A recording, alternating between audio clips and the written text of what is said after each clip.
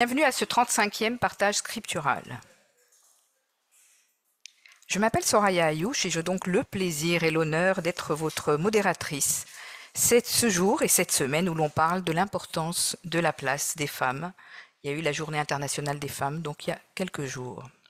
Je suis psychologue clinicienne, comme certains le savent, assistant professeur à l'Université de Paris, membre aussi de la Fondation Al-Multzaqa, de la Tariqa Qadiriya Bouchishiya, et donc on va continuer nos travaux avec, comme vous le savez, le thème de cette année qui est la paix commence avec moi. Et dans ce cadre de la paix commence avec moi, vous savez que sur le site officiel des Nations Unies, vu que la thématique est la Journée internationale de la femme, le thème est investir en faveur des femmes, accélérer le rythme. Ce site montre les 5 axes clés de l'importance d'investir aujourd'hui pour ce pôle de l'humanité, pour faire l'équilibre avec cet autre pôle de l'humanité, les femmes comme pôle de l'humanité, important aujourd'hui, et qui montre cet équilibre nécessaire à trouver. Et donc aujourd'hui, nous allons particulièrement réfléchir à la place et la contribution des femmes au dialogue interreligieux. Dire simplement que pour les femmes aujourd'hui, il y a eu des travaux qui ont été faits. Je parle de notre ambassadrice de paix, Faiza Shakar, avec Brigitte Vada, présidente de la Fédération universelle des femmes pour la paix. Hier, il y a eu un événement. Il y a eu plusieurs événements cette semaine. Donc c'est important de savoir que les femmes œuvrent. Elles œuvrent parfois en coulisses, elles œuvrent toujours. Et aujourd'hui, c'est aussi pour avancer et montrer les travaux, et particulièrement l'importance de l'interreligieux et leur contribution. Notre programme est diffusé sur Facebook, sur Zoom, sur plusieurs pages, et nous sommes en direct avec plusieurs villes francophones. Nous allons commencer à lire, comme d'habitude, commenter les textes sacrés sur le sujet. Avant ça, je vais vous inviter à une minute de silence pour les personnes victimes des conflits dans le monde, en particulier au Moyen-Orient et en Ukraine, mais pas seulement. Nous allons prendre un temps de silence.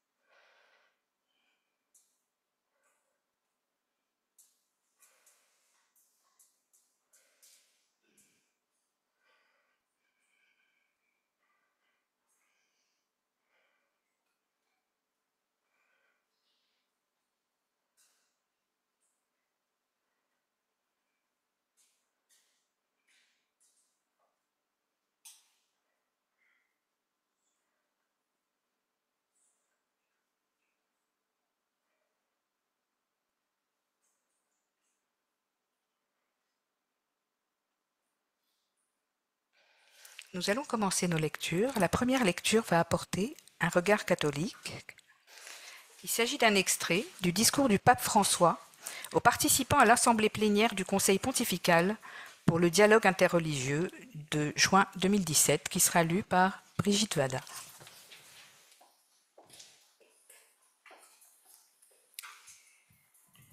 Regard catholique. Nous voyons malheureusement qu'aujourd'hui, la figure de la femme en tant qu'éducatrice à la fraternité universelle est obscurcie et souvent non reconnue, en raison des nombreux maux qui affligent notre monde et qui en particulier frappent les femmes dans leur dignité et dans leur rôle. Les femmes, et même les enfants, sont en effet parmi les victimes les plus fréquentes d'une violence aveugle. Là où la haine et la violence prennent le dessus, elles déchirent les familles et les sociétés, empêchant la femme en communion d'intention et d'action avec l'homme de remplir sa mission d'éducatrice de manière sereine et efficace. En réfléchissant sur le thème que vous avez affronté, je voudrais m'arrêter en particulier sur 3 aspects. Valoriser le rôle de la femme, éduquer à la fraternité et dialoguer. Merci.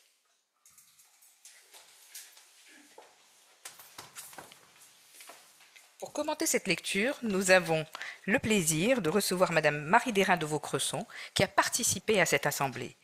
Madame Derain de Vaucresson a grandi, comme elle le dit, dans le cadre pittoresque de Bourgogne, entre les rivières, les églises, la terre, le ciel. Elle a poursuivi ses études de droit à la Sorbonne et à Assas. Elle a été vice-présidente des Scouts et des Guides de France. Et elle a énormément œuvré pour la protection de l'enfance et la protection judiciaire de la jeunesse. C'est une pionnière pour l'accueil des enfants réfugiés. Elle a été conseillère des droits de l'enfant au cabinet de Laurence Rossignol pour l'enfance et les droits des femmes. Elle est devenue défenseur des enfants, travaillant avec Dominique Baudis, défenseur des droits. Et donc, elle a travaillé sur cette réflexion sur la place des femmes dans l'Église avec le dicaster pour le dialogue interreligieux. Elle dit sans relâche que les femmes doivent davantage pouvoir accéder à des fonctions de responsabilité. C'est en lisant La Croix que notre ami Jean-François, le journal La Croix, a vu ses travaux et son courage et l'a invité à venir partager un moment avec nous. Elle a été désignée en novembre 2021 par les évêques présidentes de la nouvelle instance indépendante de reconnaissance et de réparation de l'Église, avec pour mission de constituer une commission chargée de l'accompagnement des personnes victimes d'abus sexuels en mettant l'accent sur le développement psycho-affectif. Merci d'être avec nous.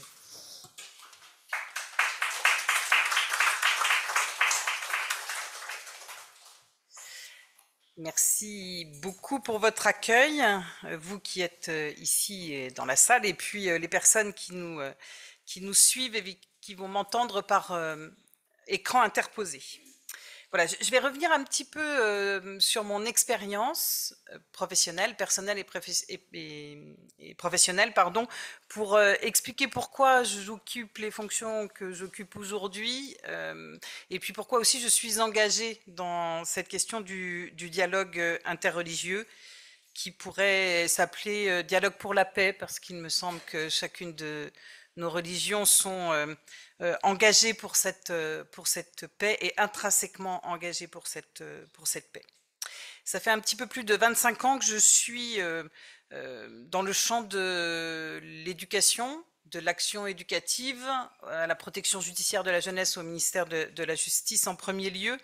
Et c'est là où j'ai réalisé combien la place des femmes dans l'éducation était importante, et j'ai aussi abordé la question de l'éducation par des prismes religieux différents, puisqu'il y avait des enfants qui nous étaient confiés et qui avaient grandi avec des cultures et des religions différentes et variées.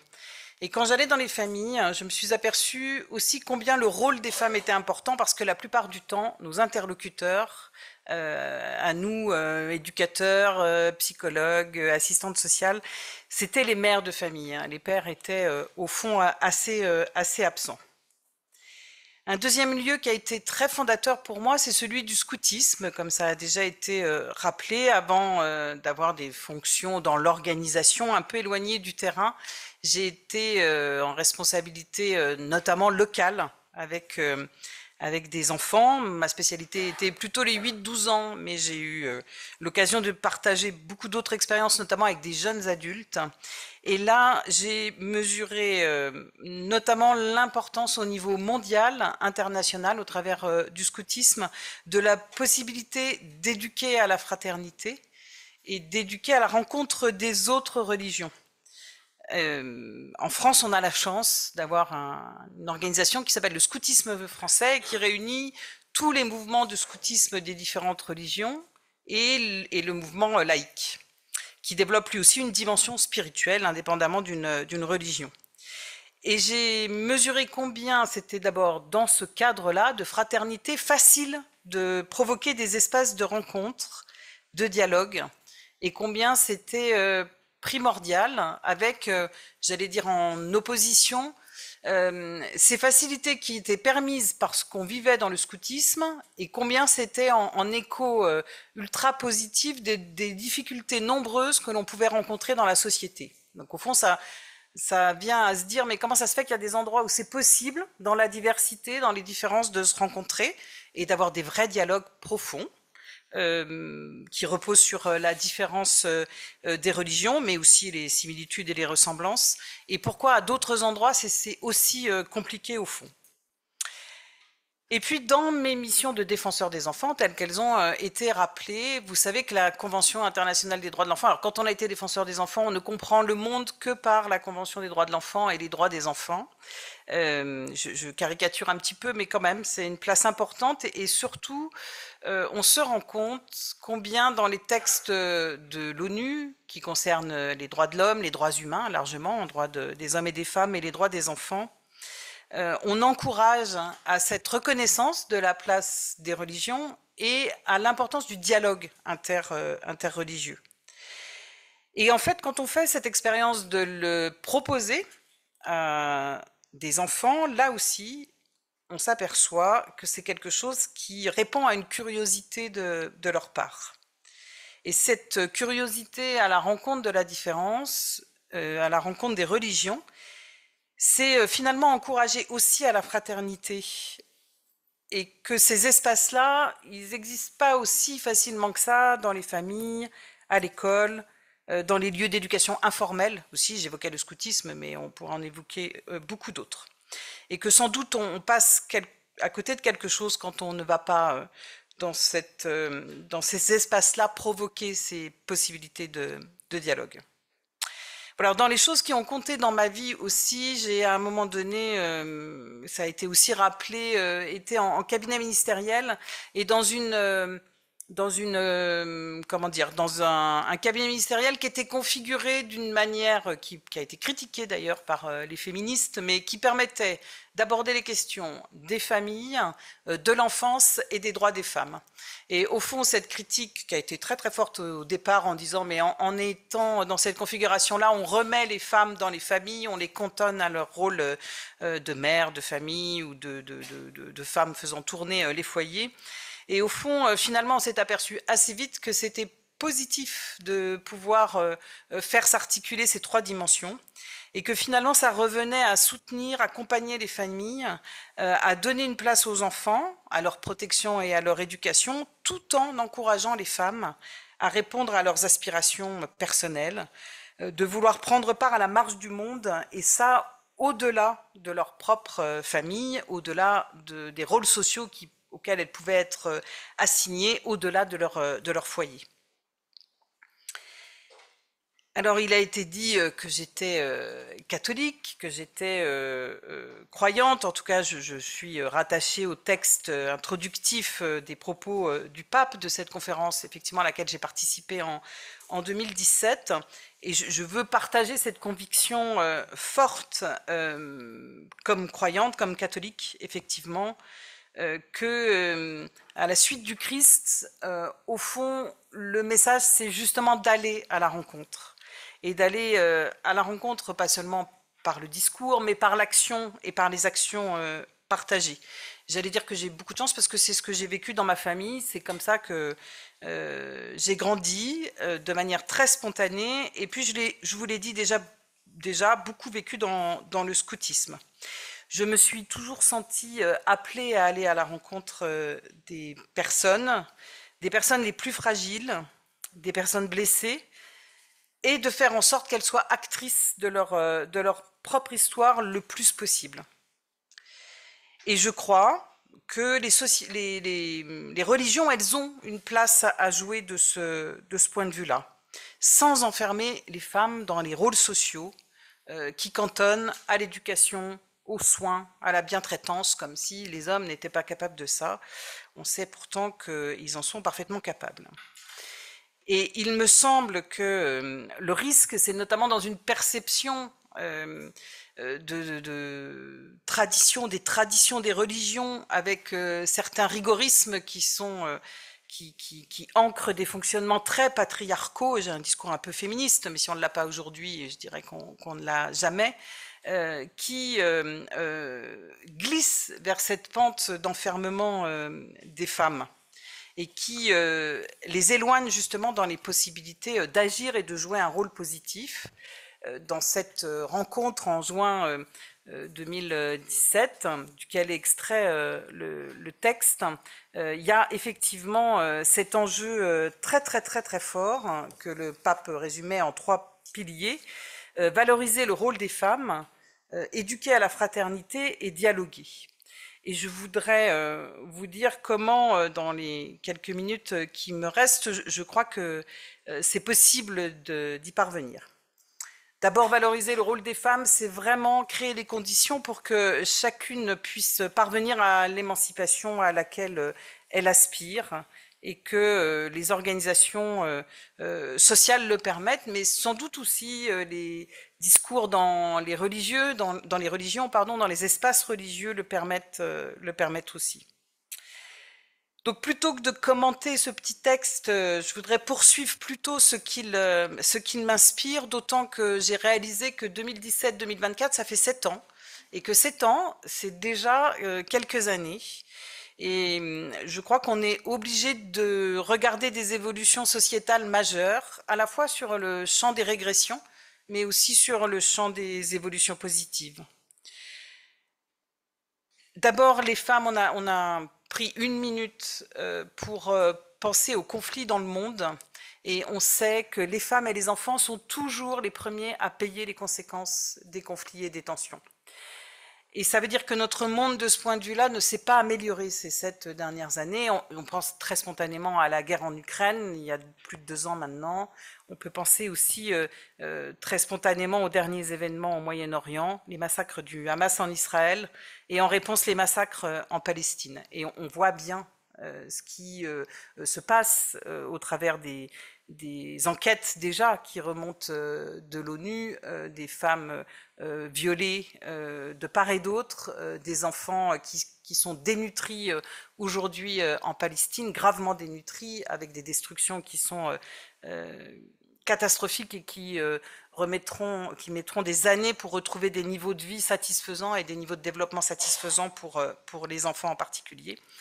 Et puis les violences domestiques dont on parle, ou intrafamiliales peut-être pour être plus concrète, dont on parle aussi beaucoup plus facilement. Et alors on peut opérer un petit basculement vers le positif de ce point de vue-là, et puis aussi les mouvements de libération de la parole, avec depuis 2016 et une accélération, ce qu'on a appelé MeToo, et tous les MeToo qui se développent dans les différents secteurs. Je parle de MeToo aussi dans l'espace catholique, au travers le travail qui a pu être fait par la CIAS, par la commission indépendante sur les abus sexuels dans l'Église, qui était présidée par Jean-Marc Sauvet et qui a précédé la création de la commission que je préside aujourd'hui. Et c'est cet engagement personnel dans cette commission aussi qui me permet de regarder cette question de la place des femmes dans les religions et dans le dialogue de manière un petit peu particulière. D'abord parce qu'il y a beaucoup de femmes qui s'engagent dans ce champ-là, et que les femmes, elles ont très souvent une pugnacité face à l'adversité qui permet que les choses tiennent dans la durée et qu'on tienne les caps. Bon, c'est toujours un peu caricatural de l'opposer comme ça, mais il se trouve que en termes d'observation, c'est ce que j'ai pu relever. Voilà, alors j'avais une critique sur le texte. On a toujours un grand risque, je viens presque de le faire, c'est d'essentialiser, c'est-à-dire qu'on parle de la femme. Moi, je crois que comme on ne peut plus dire aujourd'hui la famille, on ne peut pas dire la femme, on peut parler des femmes. Je crois que c'est plus juste. Pourquoi? Parce que dans notre monde aujourd'hui, j'évoquais la question des rôles sociaux qui bougent, mais dans les religions aussi, les rôles et les places de tout le monde bougent. On est obligé, je crois, de penser en pluralité. Et que si on n'est pas dans cette approche de pluralité, des différences, on se trompe dans la compréhension du monde, et notamment en fonction des cultures. On ne peut pas dire aujourd'hui la femme qui vit en France, mais sans doute on peut parler des femmes qui vivent en France. Et cette approche de la dimension culturelle, elle vaut aussi pour la question des religions. Sans doute que les femmes qui agissent dans les différentes religions, elles ont aujourd'hui bougé les lignes du dialogue et bougé les lignes de l'engagement des femmes dans le dialogue. parce que le monde s'est ouvert et le monde est fait de rencontres de plus en plus. Cela dit, on est un petit peu obligé de se dire qu'il y a des traits de caractère, des qualités, même si ça repose plutôt sur la dimension culturelle. Il faut que je fasse attention au temps, je vois l'horloge, qui serait réservée aux femmes. Alors, peut-être je vais finir là-dessus. Alors simplement oui, relever que effectivement on peut se dire que les femmes ont des dons particuliers pour entrer en relation. C'est sans doute l'histoire et les cultures qui nous ont inscrites dans cette démarche-là, avec davantage de capacité d'attention aux personnes, de recherche de coopération, de dialogue fécond. Elles seraient aussi d'un caractère plus aimable que les hommes. Je provoque un peu, d'une bonté naturelle, d'une patience plus grande. C'est peut-être à l'implication auprès des enfants, dû à l'implication auprès des enfants. Capable aussi d'une humeur, d'une joie qui apporte la paix dans les foyers, on entend, et qui, en tout cas, si elle le garantit, serait à l'origine d'enfants eux-mêmes davantage en capacité d'être acteurs de paix. Et puis, je le disais tout à l'heure, les femmes résisteraient mieux aux difficultés, à l'adversité de la vie.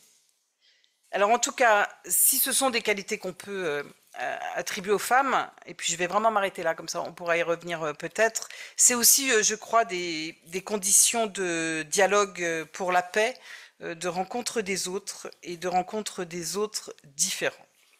Voilà, j'en reste là, et puis on reprendra si vous le voulez.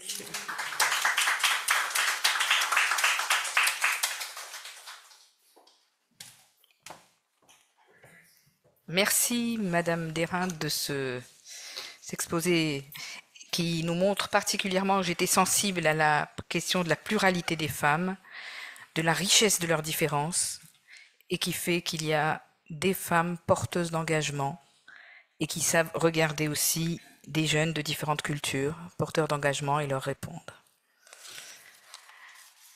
Je vous encourage à mettre des questions sur le chat parce qu'ensuite il va y avoir une partie interactive.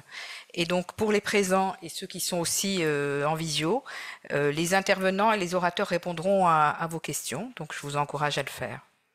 Nous allons maintenant passer à une deuxième lecture avec un regard musulman, avec 4 sourates du Coran qui vont nous être lues par Madame Fouzia Oukazi, que nous avons plaisir d'avoir parmi nous. Elle est auteure d'essais et de romans qui sont publiés chez l'Harmattan. Elle est membre de la tariqa, la confrérie soufie Alaouia. Cher Pentounès est connue en Europe. Je crois qu'elle pourra peut-être en dire un mot. Elle est diplômée de l'École pratique des hautes études, professeure d'histoire-géographie. Et donc, elle continue à œuvrer, et même si elle a pris sa retraite, elle continue à travailler de manière engagée. Merci à vous.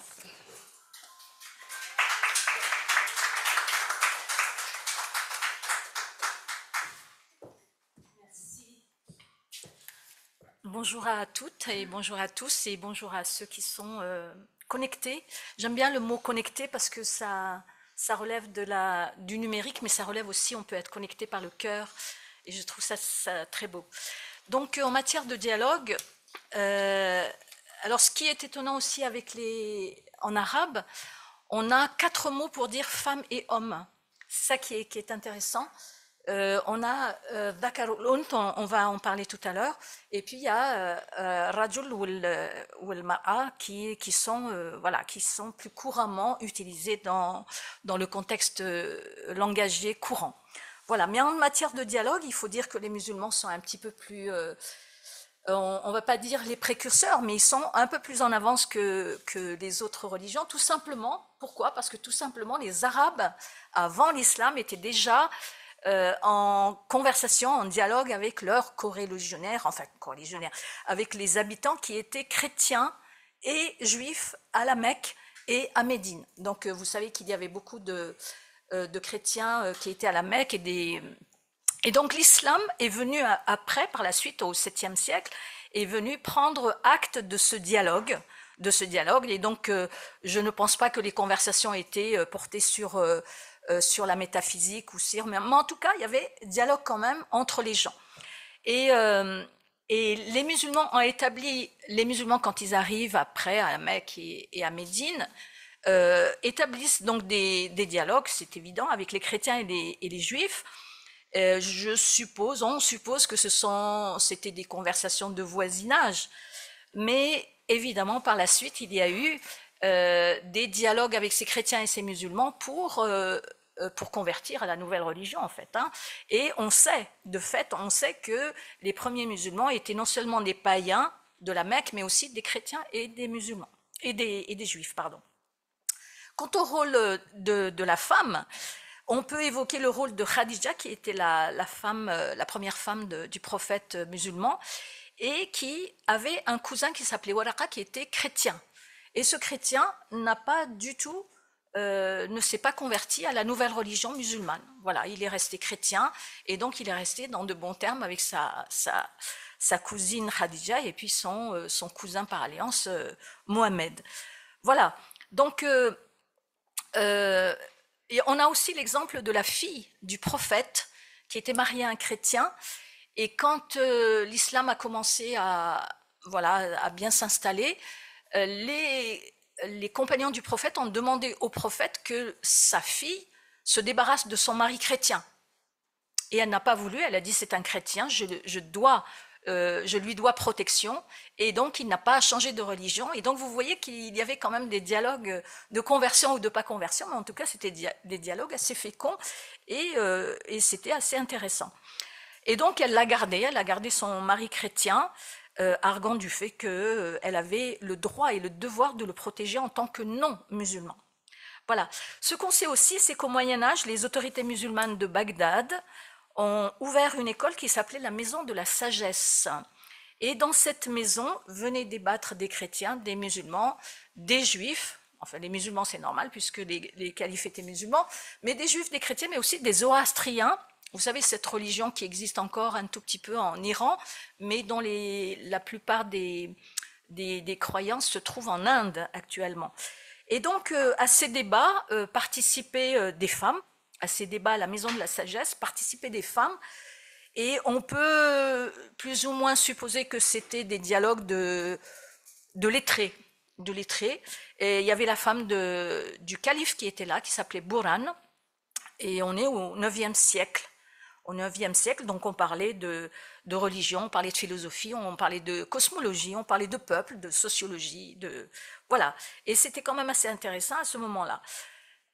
Durant la colonisation, vous devez certainement connaître des femmes du Maghreb qui vous ont raconté leur dialogue de voisinage avec les Juives, surtout, tout simplement parce que les chrétiennes étaient reliées à la colonisation, donc il y avait un peu moins de dialogue, mais on suppose aussi que ce genre de dialogue, c'était surtout des questions domestiques et de voisinage. Et de nos jours, le dialogue s'installe plus sûrement dans les pays occidentaux, tout simplement parce qu'ils vivent une réalité très très très très riche de diversité culturelle et de diversité religieuse.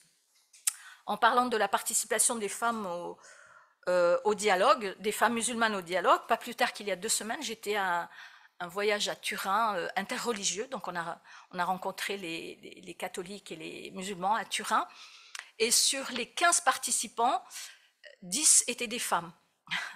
10 étaient des femmes, donc 5 hommes seulement, et sur les 10 femmes, il y en avait 6 qui étaient musulmanes. Donc voilà, les musulmanes, en tout cas, moi ça me fait plaisir parce que évidemment je fais partie du GAIC, du groupe d'amitié islamo-chrétien, qui fait beaucoup de choses pour le dialogue interreligieux, et je participe aussi avec une association qui s'appelle Ensemble avec Marie, où on va essayer de parler de paix et de fraternité dans les établissements scolaires, que ce soit des collèges ou des lycées. Malheureusement, ça reste encore que des établissements catholiques. Le public n'est pas encore ouvert à ce genre de dialogue, mais ça viendra certainement. Et donc, sur le plan du dialogue, justement, de la participation des femmes au dialogue, je connais des maîtres spirituels femmes, une qui vit à Vienne, elle est de la voie Chishtiya, la voie spirituelle Chishtiya, elle s'appelle Sheikha Fawziya, et une autre, Sheikha Nour, qui dirige une voiture qui relève de la tradition de Jalaluddin Rumi, dont on entendra parler tout à l'heure avec la danse et la poésie. Et pour ces deux femmes, lorsqu'elles viennent tenir des conférences en France, essentiellement à Paris, le public est essentiellement féminin, des chrétiennes, mais surtout des musulmanes, bien sûr, puisque ce sont des voix soufis. Et il y a une association pour la paix, il y a une association de femmes musulmanes et juives qui tentent de susciter le dialogue à Paris et dans les banlieues sur le conflit en Palestine. Donc ce qu'il y a de bien, c'est ce que je vois, moi je suis à peu près, ça fait 20 ans que je suis dans le dialogue interreligieux avec le GAIC, et ce que je vois, ce n'est pas du tout dans l'idée de convertir ou de... Si, on parle de nos religions, on parle de comment on voit nos religions. Au fait, je ne vous l'ai pas dit au début, mais moi je parle en mon nom, et vous savez qu'en islam, il n'y a pas de clergé, il n'y a pas de pape, il n'y a pas d'évêque, et donc chaque musulman, chaque musulmane aura sa manière de dire son islam, de penser et de dire son islam. Et donc, je me suis aperçue que dans ces réunions, dans ces rencontres de dialogue, le mot paix est absolument au centre de ce dialogue. La paix. La paix et puis l'entente. Et si on veut établir la paix, il faut qu'on se connaisse. Et justement, il y a... c'est pas celui-là de verset, c'est l'autre. La sourate 29. Voilà. Ne discutez avec les gens des livres que de la manière la plus courtoise. En arabe, c'est-à-dire de la meilleure manière. Voilà, vous savez que la traduction n'est pas toujours... mais tout ça pour dire que la paix ne peut pas se mettre en place si on ne discute pas avec les autres, parce que les autres nous enrichissent, on ne peut pas rester entre soi. Ce n'est pas possible. Et il y a aussi la sourate 3, qui est un peu plus haut, je crois. Voilà. Et donc ça, il y a 2 fois ou 3 fois ce verset pour dire que nous croyons à tout ce qui nous a révélé, à Abraham, Ismaël, Isaac, Jacob, aux tribus, et ce qu'on a reçu de leur Seigneur Moïse, Jésus et les prophètes.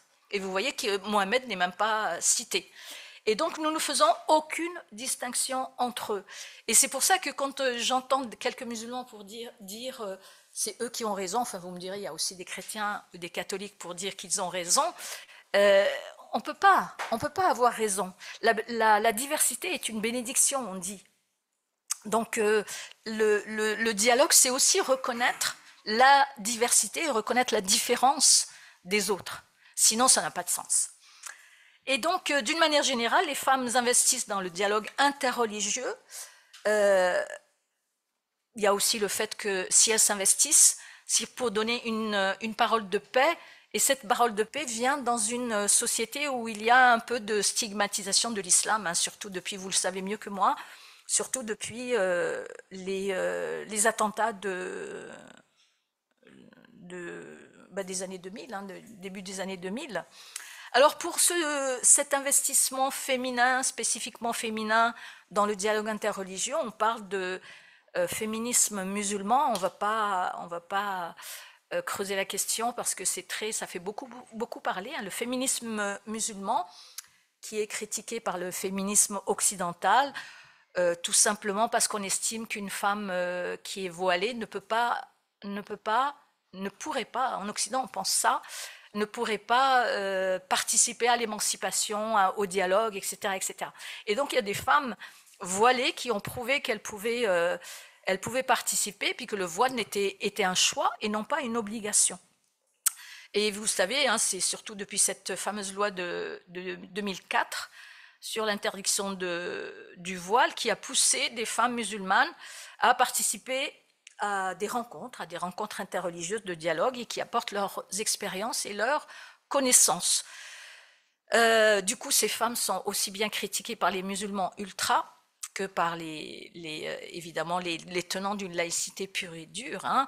Et on a comparé souvent ces femmes musulmanes investies dans le dialogue on les a comparées aux femmes noires des mouvements des civic rights, des droits civiques avant le droit de vote des Noirs américains aux États-Unis. Bon, il y a beaucoup de polémiques là-dessus, on va pas les soulever aujourd'hui, hein. Mais ce qu'il faut noter, c'est que ces femmes, ces courants de dialogue, de conversation, de rencontre, de connaissance de l'autre, il n'a pu se faire que parce que les femmes musulmanes sont de plus en plus nombreuses à accéder aux études supérieures, grâce à Dieu. Moi, je vous ai dit que j'intervenais beaucoup dans les établissements, comme je suis ancienne prof, donc ça me fait plaisir de revoir des élèves. Et donc, on les revoit surtout pour leur parler de fraternisation. Et en fait, moi, j'ai l'impression que la fraternisation se fait d'une manière ou d'une autre entre les élèves, entre les êtres humains, mais que c'est plutôt une question politique qui fait qu'il y a une espèce de séparation. Les guerres ne sont pas décidées par les citoyens lambda, ils sont décidés par les politiques. Et donc j'ai l'impression qu'on a à lutter contre certaines visions que les médias nous transmettent d'une manière ou d'une autre. Voilà. En tout cas, le dialogue interreligieux compte beaucoup pour moi personnellement, mais aussi pour les femmes musulmanes qui sont investies. Et je crois qu'elles sont de plus en plus investies et ça fait plaisir. Voilà, je voulais aussi vous dire que en islam, ça c'est un petit peu à part, en islam c'est la sourate 49, si vous voulez bien. Voilà. Et donc, je vous avais dit au début qu'en arabe, on a 4 mots pour désigner l'homme et la femme. Et là, ils disent, nous vous avons créé d'un principe masculin et d'un principe féminin, Zakar ou Untha. Zakar, il y en a beaucoup qui traduisent, il y a beaucoup de musulmans qui traduisent par mâle et femelle. Je déteste ça. C'est un principe masculin et féminin, ce qui veut dire que le dialogue doit se faire aussi à l'intérieur de nous-mêmes, entre notre partie masculine et notre partie féminine. Et voilà. Et donc, il nous a répartis en peuples, donc on doit discuter entre nous pour savoir où on en est, mais aussi répartis en peuples et en tribus, pour que vous fassiez connaissance entre vous. Alors, on traduit aussi entre connaissances les ta'arafu en arabe. En arabe, il y a une espèce de réciprocité qui n'existe pas dans le mot faire connaissance. Voilà, c'est-à-dire que c'est un peu comme chez les hindouistes. Pardon. C'est un petit peu comme chez les hindouistes quand on dit namasté, c'est-à-dire qu'on salue l'autre qui est en face de nous, l'autre en Dieu qui est en face de nous. Et ta'arafu, c'est-à-dire que je reconnais l'autre qui est devant moi, l'autre dans sa personnalité, dans ses croyances. Et évidemment, Dieu nous demande d'être pieux. Hein. Qu'est-ce que vous voulez ? Le Coran est un texte religieux, donc il ne peut pas nous demander autre chose. Mais moi, j'aime bien cette idée entre connaissances. Entre connaissances, on reconnaît l'autre qui est en face de nous dans tout ce qu'il est, ce qu'il croit. Et donc, je ne sais pas ce que vous allez faire de d'un principe masculin et féminin. Vous verrez un autre musulman ou une autre musulmane, on va vous dire non, c'est pas vrai, mais moi c'est comme ça. Donc voilà. Voilà, je pense que j'ai fini, j'ai fait le tour un petit peu de la question. J'ai pas usé de tout mon quart d'heure, mes 10 minutes. Merci. Merci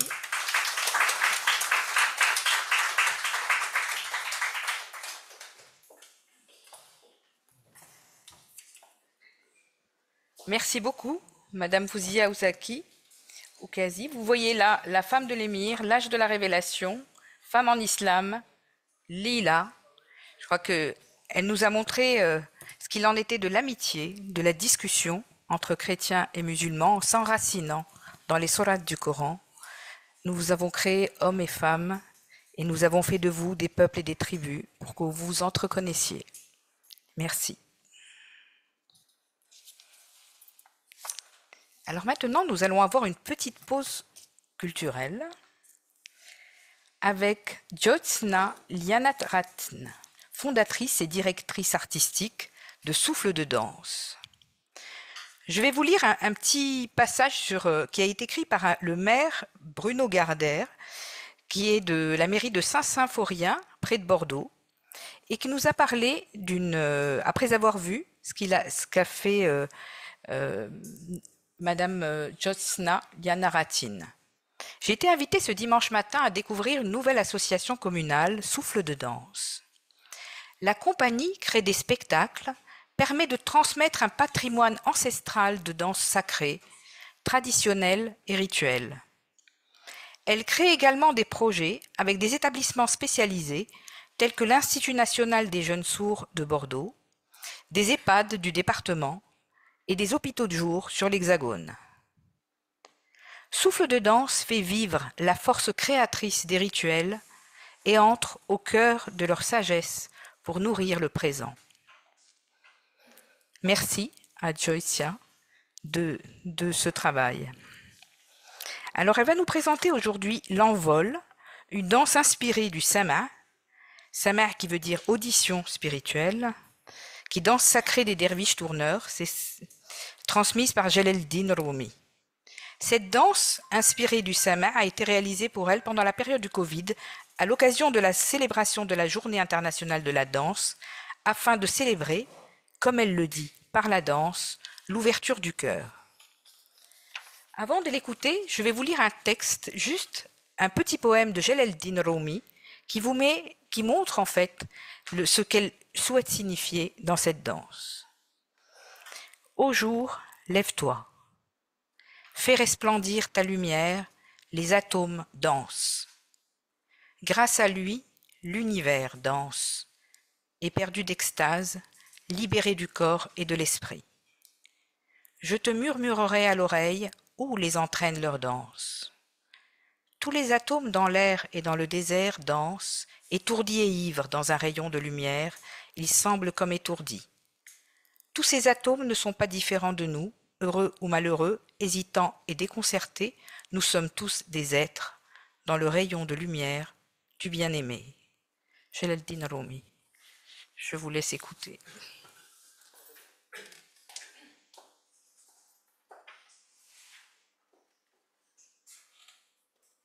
Что е пагаморо, что е пагаморо, что е паморо, моро, сенямо, что е паморо, моро, сенямо, там плавала, там плавала, там плавала стадо белых лебедей, там плавала стадо белых лебедей.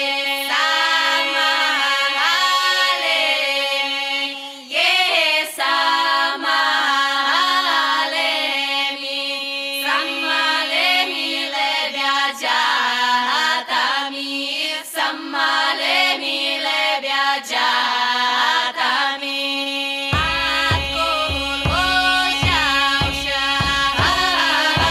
Отколо взялся,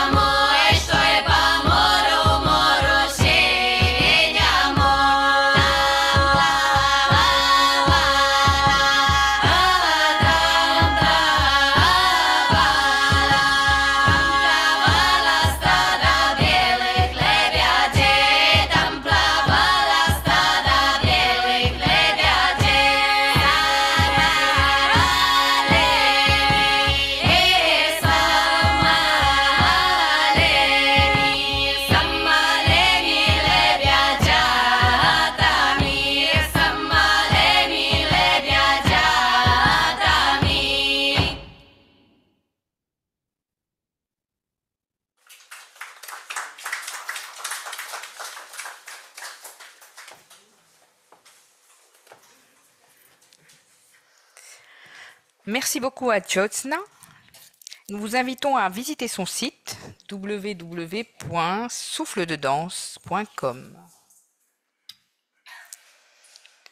Alors, j'espère que vous avez beaucoup écrit de questions et que vous avez plusieurs questions à dire à plusieurs interlocuteurs. Des intervenants y répondront. Notre troisième lecture va apporter un regard unificationniste. Il s'agit d'un extrait de Ma vie au service de la paix, de l'autobiographie du fondateur de la Fédération pour la paix universelle. Le texte va être lu et commenté par Patricia Earle, qui travaille à Birmingham, dans le Midlands, et qui est coordinatrice de la Fédération des femmes pour la paix mondiale, donc au Royaume-Uni. Elle a fondé un groupe de femmes pour la paix. Elle organise régulièrement des événements chez elle avec des centaines de femmes de toutes cultures, jeunes, moins jeunes, de tous les milieux sociaux, de toutes les confessions, autour des thèmes de paix, amitié, action sociale. Parmi ces résultats concrets, un groupe de femmes tapisserie qui soutient des femmes et des enfants réfugiés, des aumôniers interconfessionnels, des visites dans les hôpitaux, le soutien aux jeunes sans-abri, foyer interconfessionnel pour les enfants dans le sud de l'Inde qui offre une éducation aux orphelins, les enfants orphelins. Elle aime travailler avec les jeunes, elle organise des concours d'éloquence pour les jeunes femmes, elle a créé un jardin de la paix et elle a amené les jeunes au Parlement britannique pour parler de leur travail et les sensibiliser à la citoyenneté et à la politique. En 2004, elle a présenté ses travaux, les activités du groupe à la reine Elisabeth II et en 2023, elle a reçu un prix prestigieux des mains du roi Charles III au moment du couronnement. Sa famille travaille et œuvre pour la santé et la paix. Madame Patricia Earle, nous vous écoutons.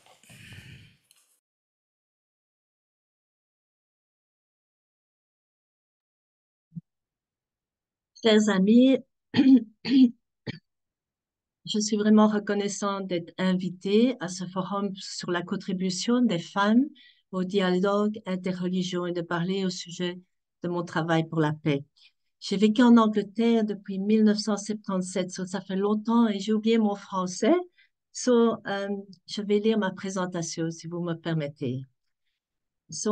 Ma journée a commencé il y a 30 ans avec le conflit de la Bosnie. Notre fédération des femmes a organisé une chaîne de prière pendant 40 jours et j'ai fait partie de cette chaîne et j'ai invité des amis à la maison pour prier pour la paix. Et après 40 jours, la situation s'est améliorée et j'ai ressenti profondément la force de la prière des femmes pour des femmes victimes de violences et de viols. Et cela m'a motivée pour commencer un groupe de prière des femmes pour la paix dans le monde. Je vais ouvrir ma présentation. Ça va vous montrer quelques images. Et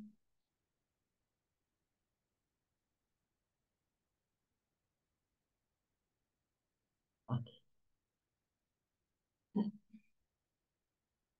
Depuis 30 ans, on se réunit chaque mois chez moi à la maison.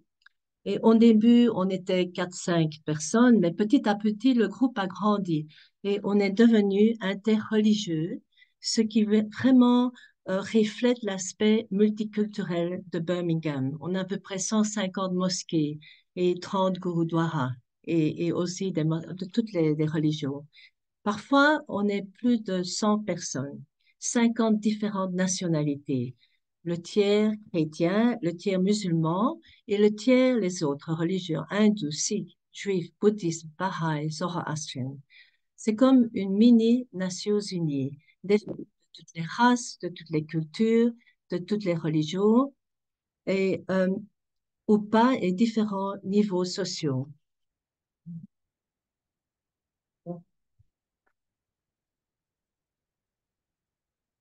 Excuse, ma batterie. OK. Ce qu'on fait, on essaie de mettre toutes les différences de côté et on partage la même humanité et aspiration pour la paix. C'est une des réunions pour la paix. C'était sur le mariage forcé. Lady Mairesse était là. C'était un côté de notre maison, du garage, et de l'autre côté, on avait à peu près 150 personnes à ce meeting.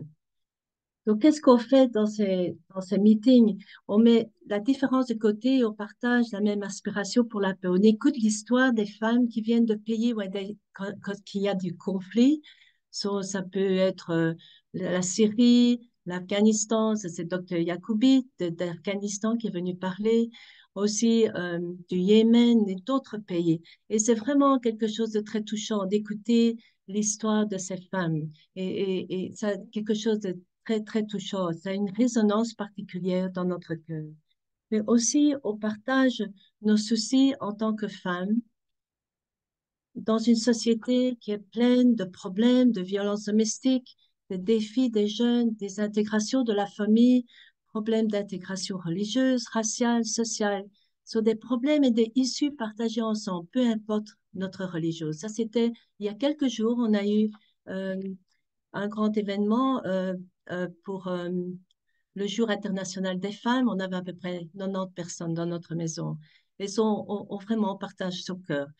Après l'écoute, on crée un espace sécur où on crée des amitiés, on vaincre toute notre peur à l'égard d'une autre religion, d'une autre race, d'une autre culture, et on élimine notre préjudice et on réalise tout ce qu'on a en commun. Et c'est les mêmes cycles de vie et de mort, les mêmes joies, les mêmes peines, les mêmes aspirations pour la paix. Et on peut découvrir combien Dieu travaille à travers toutes les religions, au travers du cœur humain.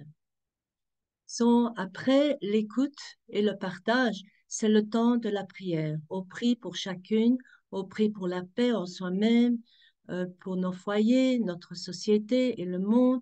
On lit de nos écritures, on chante des hymnes, des mantras, on récite des poèmes. C'est une merveilleuse symphonie du cœur. Et notre désespérance pour l'harmonie et la justice humaine vraiment attire le cœur de Dieu. Au sens sa présence, il est amour. Il n'a pas de nom, il est tout à fait au milieu de nous. Peu importe notre religion, on partage la même expérience. C'est l'expérience du cœur de Dieu. Et cela nous touche tellement qu'on a le désir de faire quelque chose de pratique pour servir l'humanité. Ici, ce sont quelques projets qu'on a fait de collecter des vêtements, de la nourriture pour les sans-logis et qu'on est associé avec le Saint-Basile, qui est une organisation pour les jeunes femmes. Aussi, on travaille avec des familles de réfugiés. On fait du travail artisanal. On crée des belles cartes, des fleurs en papier, des collages multicolores. Et c'est vraiment tellement, it gave so much joy. Ça prend tellement, j'ai oublié mon français, de bonheur pour ces femmes de partager le temps ensemble. Aussi, on a un groupe de femmes qui tricotent des couvertures pour les enfants, les bébés qui sont envoyés aussi en Syrie, en Inde et en Ukraine. On a aussi créé une tapisserie interreligieuse. Pendant 2 ans, des femmes de toutes les religions se sont réunies chaque mois et cette tapisserie a voyagé de place en place, églises, temples, mosquées, symbolisant le travail collectif des femmes de toutes les religions et pour la paix. On a aussi organisé ce qu'on appelle le pont de la paix. On passe en dessous d'une arche de fleurs et on s'engage à créer une amitié avec une femme d'une autre religion, d'une autre race ou d'un pays même ennemi. Mais on consacre le temps pour développer cette amitié et cela really nous aide pour dépasser de nouveau nos préjudices et se libérer de la peur. On a aussi un très, très bon projet. C'est un orphelinat en Inde qu'on a créé et c'est déjà 20 ans maintenant qu'on a continué à créer ça. C'est un foyer interconfessionnel pour les enfants à Hyderabad, 60 enfants intouchables Dalits. Ça a été fondé par notre groupe des femmes et ça donne la possibilité de donner quelque chose en retour en Inde et de compenser toutes les exploitations de l'Inde pour le peuple anglais. Aussi, on a organisé des voyages à la Terre Sainte. On a voyagé 5 fois à la Terre Sainte et on a organisé des pèlerinages visiter des sites sacrés, églises, sépulcres, le mur de lamentation, les lascars mosquées, et de prier pour la paix ensemble. Ça, c'est une belle image de la cérémonie de la paix, le pot de la paix sur le mont des Oliviers. On a visité les membres du Forum des familles en deuil. Ils ont perdu leurs enfants aux membres de leur famille. Ils en ont assez de la guerre et veulent travailler ensemble pour la paix et pour le futur.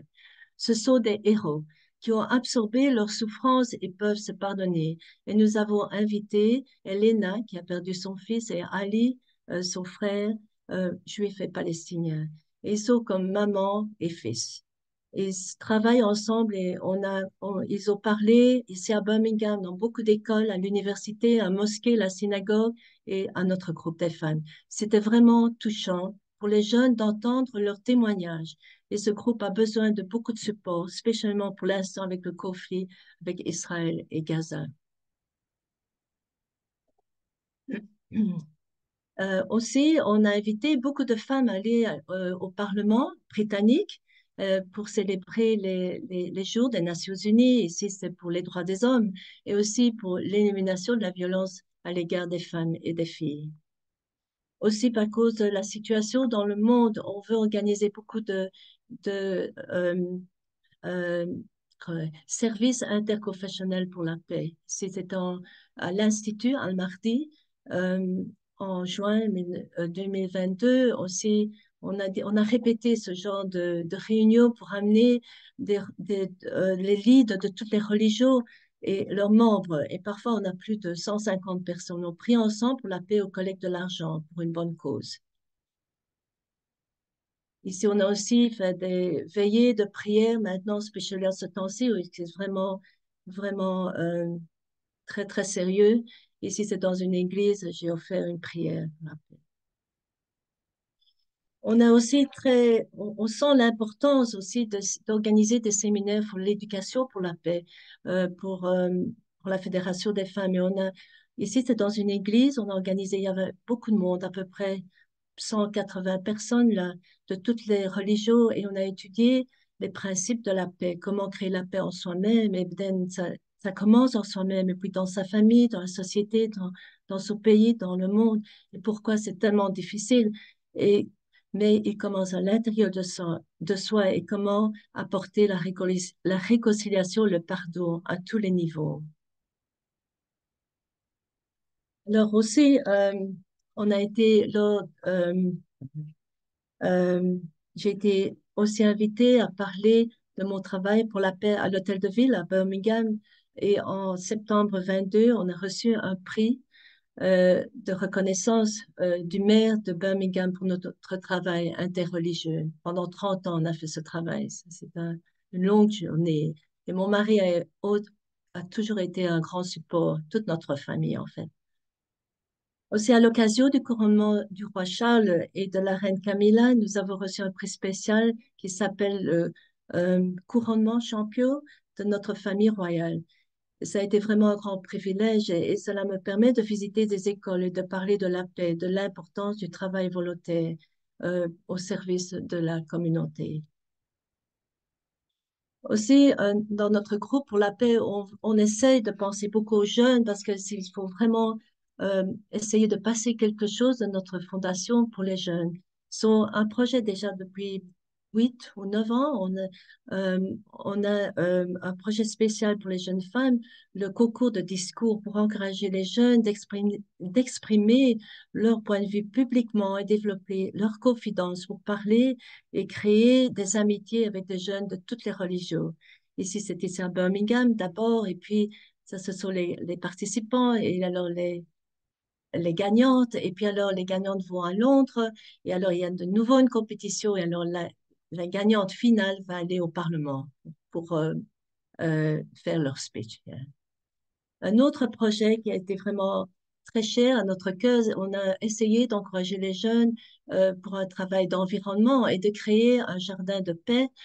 Ce projet vise à créer un jardin de la paix, une zone de réflexion à partir d'un terrain envahi par la végétation dans un écoparc.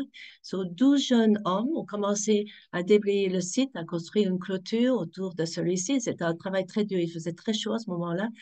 Et 12 jeunes femmes, après, ont continué. Elles ont créé un parterre de fleurs dont les graines seront envoyées à d'autres sites verts de Birmingham. Et c'est vraiment pour créer un espace de méditation, de yoga, de prière dans une nature paisible. Alors, les jeunes aussi ont eu la visite des conseillers municipaux et aussi de Nadia, qui est responsable des questions religieuses au sein du service PCC dédié à la diminution de la violence. Et tous les jeunes ont reçu un certificat. Donc, pour nous, c'est très important de travailler avec les jeunes et c'est ça un de nos buts cette année-ci, de créer de plus en plus de projets pour les jeunes. En conclusion, maintenant, yeah, ouais. Notre travail, c'était vraiment un effort consistant de 30 ans, basé sur l'amitié, et un effort collectif de beaucoup de femmes qui se sont joignées ensemble du monde entier, de toutes les religions et de tous les niveaux sociaux.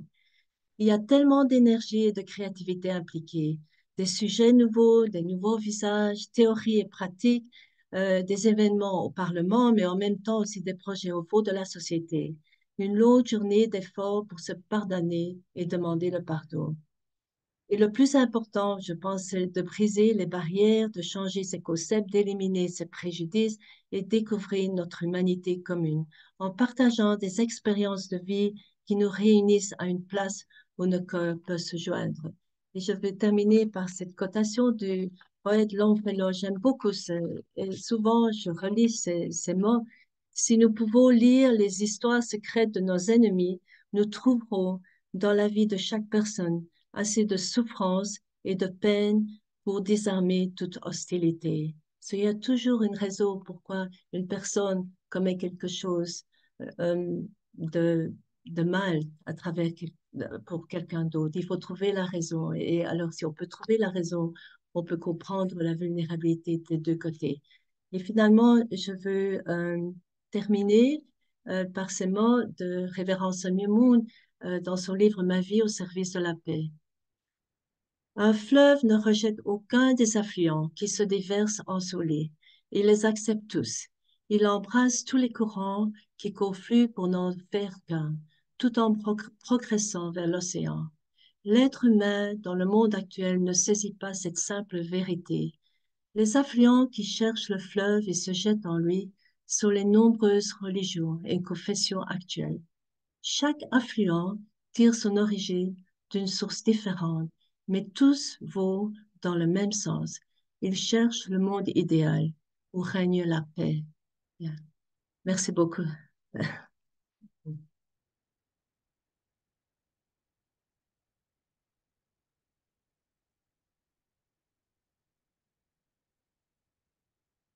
Madame Patricia Earle, et j'ai beaucoup aimé ce que vous disiez. On partage la même humanité en écoutant l'histoire. Ça donne une résonance particulière qui permet de sortir de la peur, connaître les joies, les peines de l'autre, c'est le rencontrer. Alors maintenant, nous allons passer à la partie la plus interactive de ces échanges. Donc, j'appelle Monsieur Laurent Ladouce, chargé de recherche pour la Fédération pour la paix universelle, de venir et puis il va parler des échanges, des questions. J'espère qu'elles sont nombreuses et qu'on pourra échanger.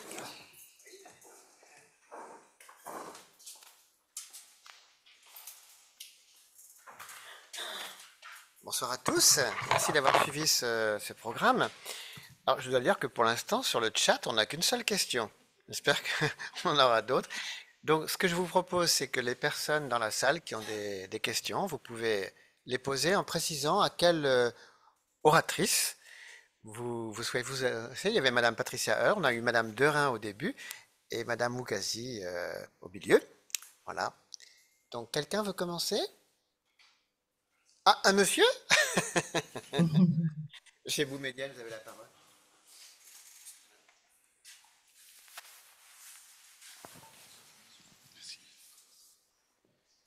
Merci infiniment. Merci infiniment. Je remercie les trois intervenantes. Je remercie toute l'équipe de la Fédération pour la paix universelle et notamment l'association interreligieuse présidée par Jean-François pour la commémoration de cette journée capitale. Capitale pour les femmes, je reprends l'expression de madame et non pas la femme, mais capitale aussi pour l'homme, parce que les enjeux sont communs. Ma question, elle est très très simple et elle s'adresse pour les trois intervenantes. Quel est selon vous le défi majeur pour les femmes aujourd'hui? Alors, laquelle des trois dames souhaite intervenir? Madame de Rhin, vous aimeriez vous prononcer? Venez, venez alors. On accueille à nouveau. Non, venez, venez là. Oui. On accueille à nouveau Madame de Rhin. Je me risque et je commence. Je crois que c'est... Alors, moi, je le situerai là, en tout cas, c'est les enjeux d'aspiration, d'engagement pour la société et justement pour la paix et pour le dialogue, avec les contingences matérielles hein, et la pression que la société fait encore peser sur la vie domestique. C'est-à-dire il faut continuer à faire tourner les maisons, tourner les familles, avoir un métier, être au fond dans des espaces de réussite et d'épanouissement multiples. Et ça vient heurter très souvent les aspirations profondes à agir pour ce qu'on aime bien dire chez les scouts, la construction d'un monde un peu meilleur. Allez, dans le même style concis. Bravo, Madame de Rhin. Ah, peut-être avant. En fait, tout à l'heure, je vous ai parlé de politique. Et moi, j'ai l'impression que le plus grand des défis, c'est justement que les politiques prennent acte de la gravité de ce qui se passe pour les femmes quand il y a violence, quand il y a non-respect des droits, quand il y a... Voilà, c'est aux politiques d'exiger et de faire signer des lois qui protègent. Parce qu'un viol, quand il reste impuni, il va se multiplier. Et il y a des tas et des tas de pays où le viol est constant. On sait aussi que beaucoup de soldats en Afrique ont cette arme de viol contre les femmes. Mais si par exemple l'ONU, on parle de mondialisation et on n'a pas de loi internationale pour ça, il faudrait qu'il y ait quelque chose au niveau international qui engage tous les États, mais malheureusement l'ONU n'est pas toujours écoutée. Voilà. C'est mon... Alors, puisque vous êtes là, une question qui nous vient d'un monsieur du Bénin, monsieur Agossadou, vous demande: Madame Fausine, pensez-vous qu'il y aurait plus de paix dans le monde si les femmes étaient majoritaires dans les plus hautes instances de décision politique? C'est une question piège. Non, il y a comment, je sais pas, vous connaissez tous la chanson de Renaud, je crois. Toutes les femmes ne sont pas gentilles, comme on le disait tout à l'heure. Non, je crois qu'il faut une collaboration. L'humanité est faite de moitié homme, moitié femme. Il faut qu'on travaille ensemble. Le travail est absolument nécessaire à être fait ensemble, pour des objectifs de paix et d'entente et de coopération. Voilà, on fait des enfants ensemble, on doit pouvoir travailler ensemble pour la paix, je pense. Oui, Patricia Earle, qui est en direct avec nous de Birmingham, vous avez beaucoup parlé de votre action. Est-ce que vous pouvez parler un petit peu de votre travail justement avec votre mari? Enfin, Est-ce que je peux parler en anglais et vous pouvez traduire? Non, Je vais essayer. non, absolument. Défendu. Je vais essayer. Votre honneur. Bien, moi, je peux dire que finalement, c'est comme Madame, mais précédente disait, je crois que cet ensemble, c'est une complémentarité. Et je vois ça très bien dans notre expérience. Je ne pourrais pas faire mon travail toute seule. Mon mari est toujours là et on travaille ensemble. C'est comme on a une main droite et une main gauche et on travaille toujours ensemble. Et je crois que la femme a quelque chose qui est très différent dans les qualités que l'homme et que ça doit se complémenter. It has to be in complementarité. Sorry about my French. Merci beaucoup. Merci beaucoup. Alors, d'autres personnes dans la salle, puisque pour l'instant, sur le chat, c'est un peu timide. Ah oui, Michel Taouchan. J'espère qu'il n'y aura pas que des messieurs à poser des questions. Bonjour. C'est la première fois que je vois dans une réunion sur la femme qu'il y a autant d'hommes que de femmes. Ça me rassure beaucoup. Et sur la question, je crois que dès qu'on rentre politique, économique, etc., la politique est provisoire, la science est transitoire, la religion, c'est-à-dire la foi et la croyance, est permanente. Donc c'est cette question-là qu'il faut essayer de comprendre. Pour moi, il y a quelque chose que ça vous fait rire, hein? Mais je crois que Adam et Ève, lorsque Ève donne la pomme à Adam, mais Adam l'a mangée, il n'a pas entendu Ève expliquer le pourquoi et les raisonnements. Il a mangé, ça reste la pomme. Mais Ève a parlé beaucoup. Et il faut se poser la question, qu'est-ce que Adam n'a pas écouté Ève? La deuxième, pour expliquer dans le monde moderne aujourd'hui, le rôle de la femme, mais ma vraie question, c'est, on part toujours derrière un grand homme, il y a une femme. Mais je me suis posé la question, derrière une grande dame, il y a et l'attribut de ça.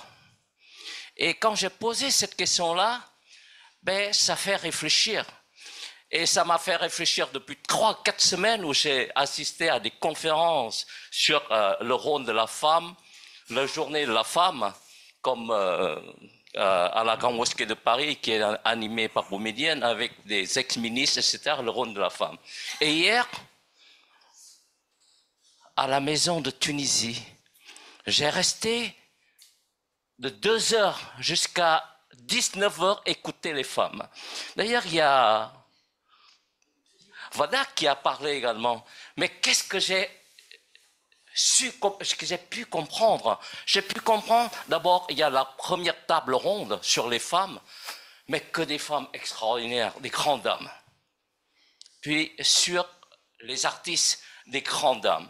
Les managers, des grandes dames. Mais je me suis posé une seule question.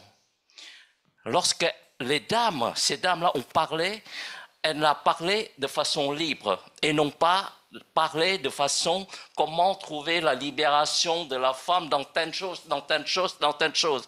Il y a une confusion réelle entre la liberté de la femme en tant que, qui est pour moi cette liberté universelle. Parce que la femme, nous, les hommes et nous tous, dès la naissance, on commence à chercher ou rechercher la femme, la mère. Et on continue parce que la femme nous nourrit, nous élève, nous donne de l'amour. C'est la première chose. La deuxième, nous tous, chaque fois qu'il y a quelque chose, on pense la femme. Pour moi, ces deux critères font que la femme, elle a la liberté universelle pour développer et non pas de poser la question sur comment libérer la femme. Merci beaucoup. Merci. Alors, peut-être maintenant Je rappelle que c'est une session de questions-réponses, donc si vous pouvez poser des questions précises. Ah. Oui. Alors peut-être, oui, une question là du chat, Madame Amal Beloud-Blel, à tout le monde. Ah, pardon, attendez. Oui, Madame Fauzine, pensez-vous qu'il faut accentuer encore plus le travail intergénérationnel dans les actions féminines, dans une multiplicité d'opinions, de positionnements, de degrés de sagesse. Harmoniser la génération actuelle avec les anciennes générations peut garantir un cadre solide. Alors c'est plutôt le problème intergénérationnel qui est posé. Oui, peut-être entre les femmes elles-mêmes de plusieurs générations. Hein. Question intéressante. Et ensuite, Monsieur Alexander Kempf. Hein. Entre les femmes, entre elles... Parlez bien dans le micro. Oui. Enfin, je pense que les femmes, entre elles, oui, elles peuvent faire du travail, elles peuvent faire avancer les choses, mais je veux dire, je suis toujours, moi, pour l'universel. C'est-à-dire qu'il faut on soit mélangé hommes et femmes, non seulement hommes et femmes, mais aussi d'autres confessions, d'autres cultures, et intergénérationnelles, bien sûr, parce que sinon, on n'apprend pas. Comme les civilisations apprennent les unes après les autres, je veux dire, si on en est là, c'est parce qu'il y a eu la Mésopotamie derrière nous, il y a eu les Égyptiens, il y a eu les Arabes, il y a eu les Grecs, il y a eu et on apprend comme ça. Et donc pour la paix, ça va être comme ça entre nous, mais le plus universel possible. Merci beaucoup. Autre question, Monsieur Kempf, en français peut-être, hein, si possible.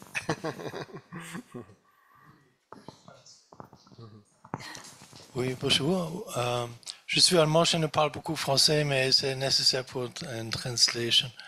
Mais I'm wondering through the median, especially through TV, we see so much violence in the family. Voyons tellement de violence dans la famille. And I cannot. When I think in my children time, there was still a lot of movies which shows a certain kind of example for the family. Films qui montraient des exemples de famille. And children could learn from this, but today we see just all the problems and the evil stuff. On voit beaucoup de choses mauvaises. It looks like we have to show the evil stuff to the people. Montrer le côté mauvais, le côté obscur. But how to learn from a car who is broken? It cannot drive, you know. So how can we learn from movies where they show just? Okay. Voilà. Whom are you talking to? So I don't know who can give an answer. But for me, the question is why the woman's not. I don't see so you want to ask something strong, you know, to go on in a different way for the movies. Ok. Patricia, vous voulez répondre en français, hein?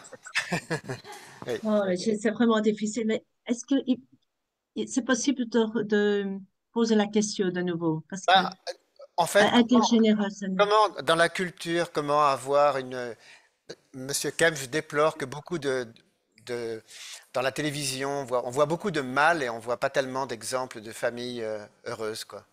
C'est un petit peu éloigné du sujet, mais voilà. Bien. Mais par exemple, pour notre travail pour la paix, ce qui est vraiment positif, c'est quand on se réunit ensemble avec toutes ces femmes et on crée une place sécure, qu'on peut vraiment partager son cœur et on parle de toutes ces choses. Et ça le point de départ, ça crée une guérison en soi. Il y a beaucoup de ces femmes, de ces mamans qui ont tellement de peine et tellement d'oppression, mais de pouvoir le sortir et partager leur cœur, c'est déjà le point de départ.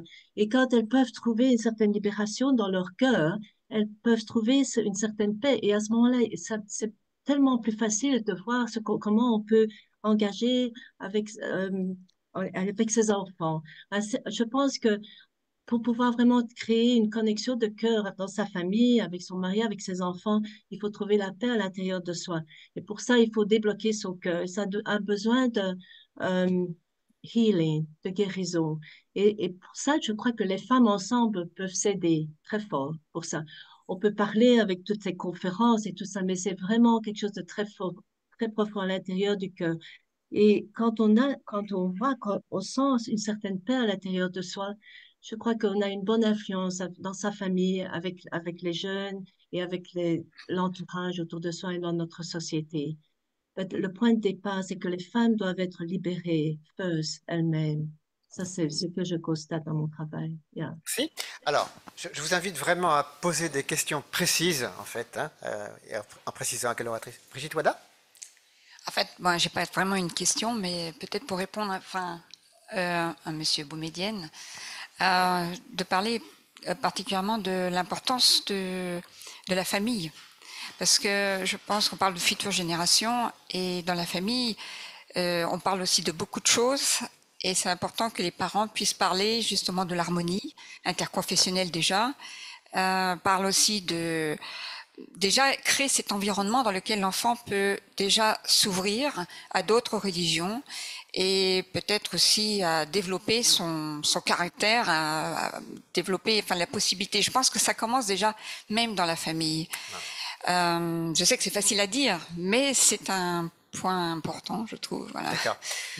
Je vous rappelle que le sujet d'aujourd'hui, c'est le rôle des femmes dans le dialogue interreligieux. Est-ce qu'il y a des questions précises là-dessus? Je peux juste Oui. rajouter quelque chose à ce qu'a dit Madame Earle. Oui. Dans la voie soufie où je suis adhérente, on a créé des écoles de paix. C'est-à-dire qu'on est persuadé que la culture de paix et l'apprentissage de la paix dans les programmes scolaires est indispensable justement pour répondre à la question de monsieur. Et moi, personnellement, je me suis excusée auprès des élèves parce que je leur ai dit, je ne vous parle que de guerre, mais je leur ai parlé quand même parfois la guerre, elle apporte quelque chose de bien. C'est comme ça. La Première Guerre mondiale, par exemple, elle a provoqué l'expansion de la chirurgie faciale et puis la psychanalyse. Donc peut-être regarder aussi le côté, voilà, enfin il y a plein de choses, mais les écoles de paix, je pense, apprendre la paix dans les programmes, ça serait bien. Merci. On a encore un tout petit peu de temps. Je peux ajouter quelque chose, en fait. Yes. Patricia Earle, oui. Yeah. Dans notre projet, quand on a été dans la Terre Sainte et on a rencontré cette famille, cette organisation, le Forum pour les familles en deuil, et on a invité cette femme juive qui a perdu son enfant au suicide bombing, et alors un jeune Palestinien. Une femme qui a perdu un enfant par un attentat suicide, en fait. Hein? Et Ali qui a perdu son frère, il a été shot at the checkpoint. Il a été tué sur un checkpoint. Et quand on a visité toutes les écoles, ça a été tellement touchant pour les jeunes de voir que c'est possible que deux personnes qui ont toutes les raisons d'avoir tellement de ressentiments les uns à l'égard des autres sont capables de travailler ensemble pour la paix. C'est vraiment très puissant comme témoignage pour les jeunes, de leur donner l'espoir, parce que tout ce qu'on voit dans les nouvelles, c'est la guerre, c'est le conflit, mais c'est possible d'essayer de travailler pour la réconciliation. Et c'était vraiment inspirant. Et on veut faire ça de nouveau. Quand les choses vont se calmer, on veut inviter de nouveau des familles comme ça de venir parler pour les jeunes. Parce que ça, c'est vrai. Ils ont l'autorité de parler parce qu'ils ont vraiment expérimenté le plus horrible chose, spécialement de perdre leurs enfants. Et ça a tellement de résonance quand ils peuvent parler. On peut seulement pleurer de les entendre. Et les jeunes sont très touchés par ça, en fait. Je crois que les jeunes ont besoin de plus d'être, je m'excuse pour mon français, plus des exemples authentiques, d'authenticité de vie, quelque chose, pas seulement de parler pour parler, mais on peut parler quand on a vraiment fait une expérience dans sa vie. Alors, on a le droit de parler et ça vraiment touche les jeunes. Ça, c'est mon expérience avec notre travail pour les jeunes. Yeah. Voilà. Alors, il y a une question qui... Oui, le docteur Ndiaye, qui était samedi dernier avec nous. Je ne sais pas si on voit sa question. Non, il n'apparaît pas. Ben, il est quand même 18h30. Voilà. Voilà, nous étions nombreux. Ah, pardon. Alors, si on peut repasser la question.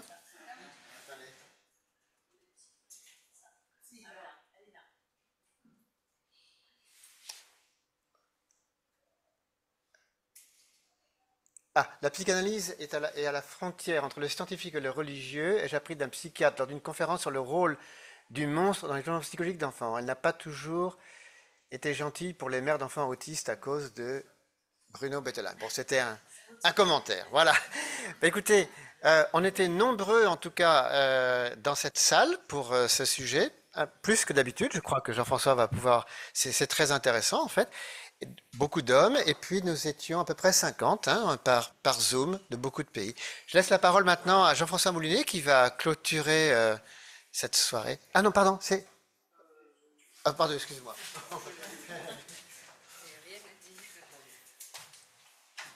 Oui, enfin, je pense qu'il y a beaucoup de choses qui ont été dites sur le rôle des médias, sur l'importance de proposer des modèles, peut-être des exemples, de construire, en fait, de continuer à construire. I speak about the media, their important role, et les réseaux sociaux aussi. Je pense qu'on a aussi un rôle à construire et à garantir une sécurité. Et je crois que c'est aussi le rôle de tout un chacun de conscient de ce qui se passe et des enjeux. Je crois que tout un chacun peut participer à construire et à œuvrer de par la conscience qu'il a des enjeux actuels. Voilà ce que je voulais dire. Je vous présente. Jean-François Moulinet va conclure.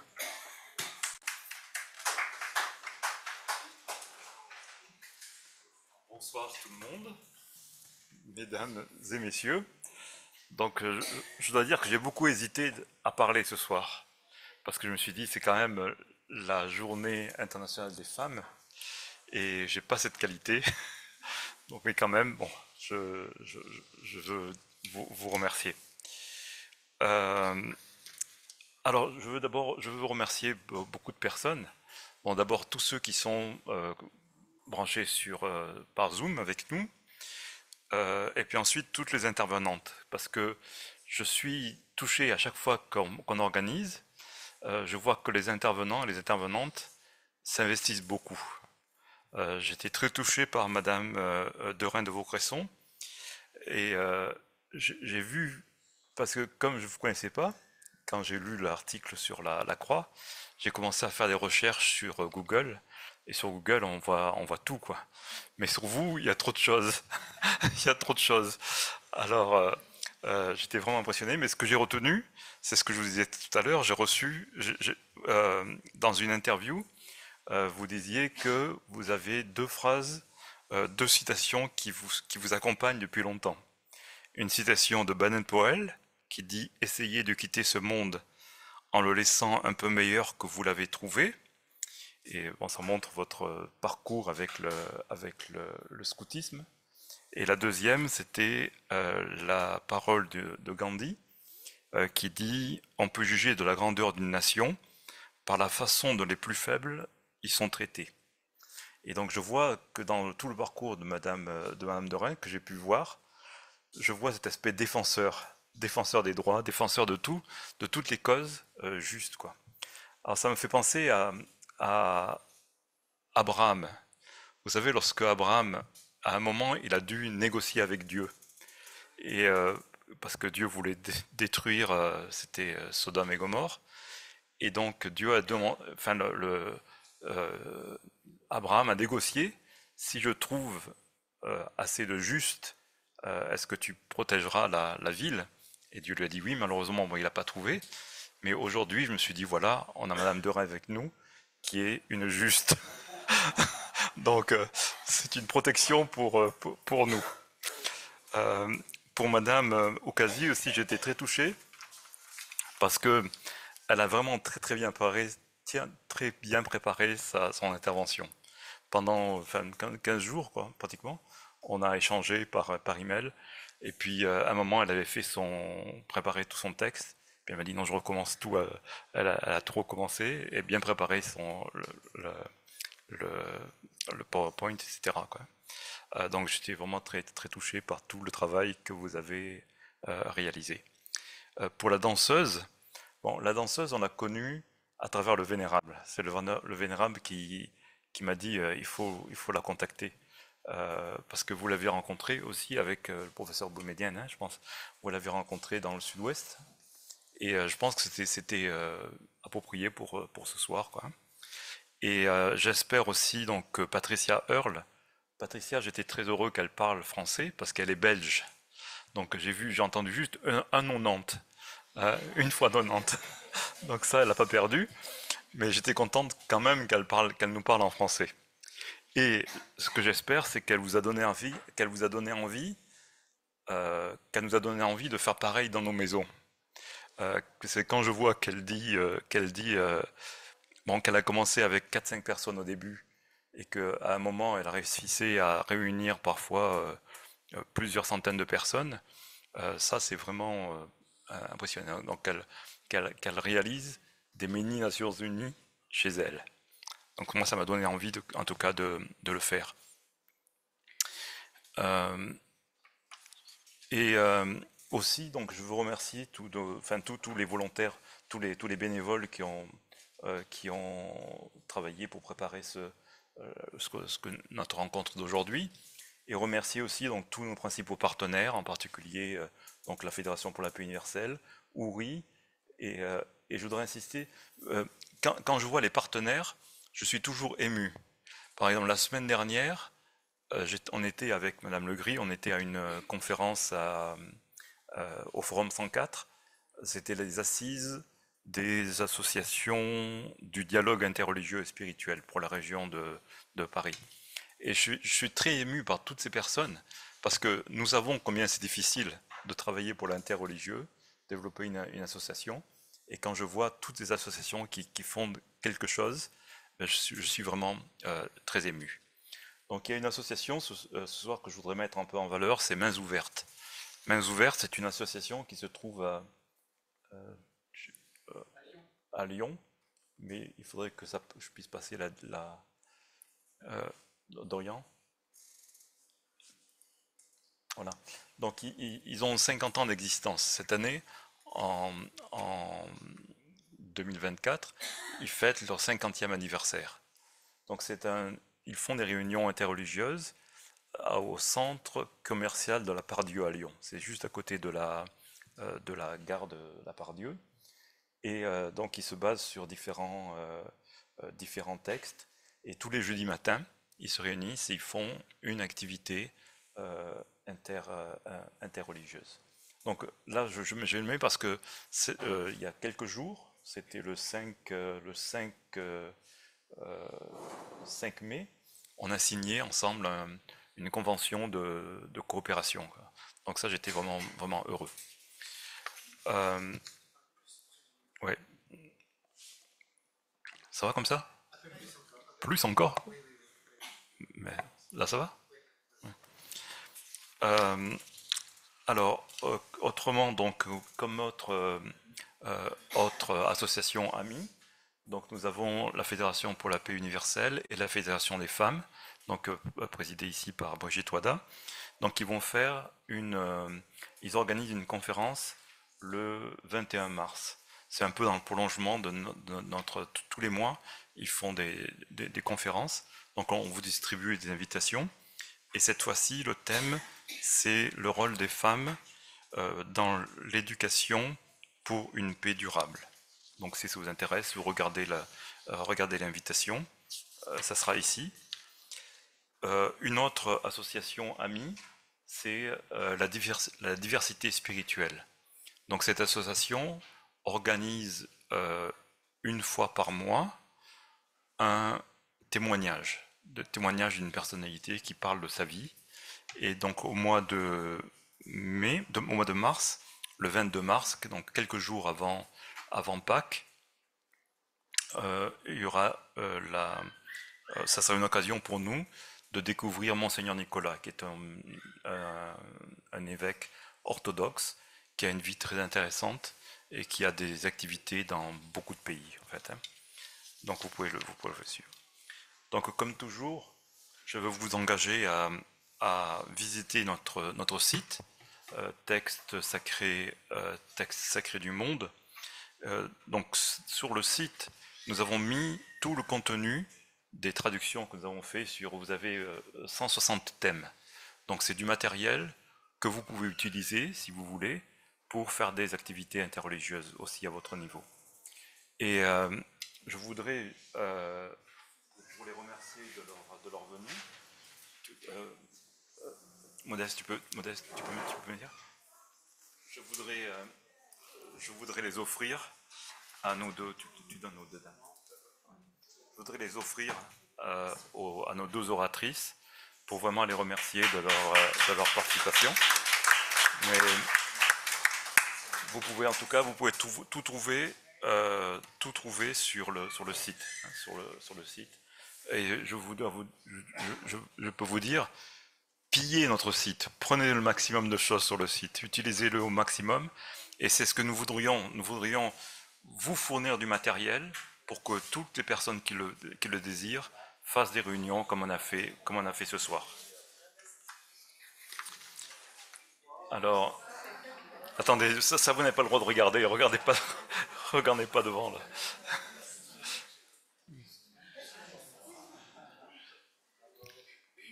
Donc au niveau des fêtes, le mois de mars, il y a beaucoup de fêtes interreligieuses. En particulier demain, c'est le début du Ramadan. Donc nous allons penser beaucoup à tous nos amis musulmans qui vont commencer ce mois de jeûne. Et pour les chrétiens continuent le carême, donc jusqu'à Pâques le 31 mars. Il y a beaucoup d'autres fêtes encore, mais je ne peux pas tout citer, quoi. Mais on peut penser quand même spécialement à demain, au début du Ramadan, qui est très important. Et le prochain partage scriptural, ce sera le 7 avril. On le fait parce que le 5 avril, c'est la journée internationale de la règle d'or.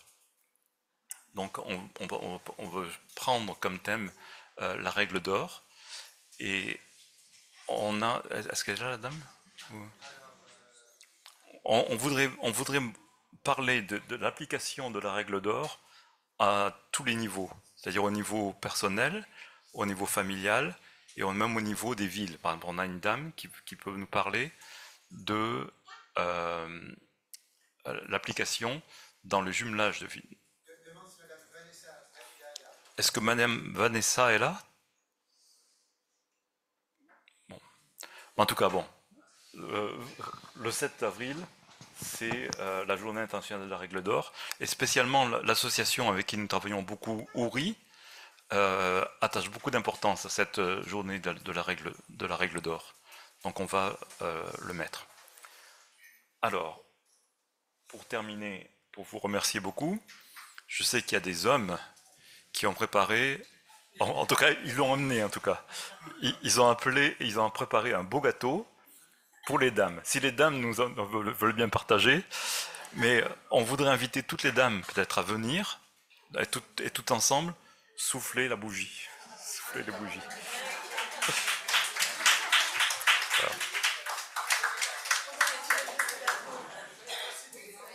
Voilà.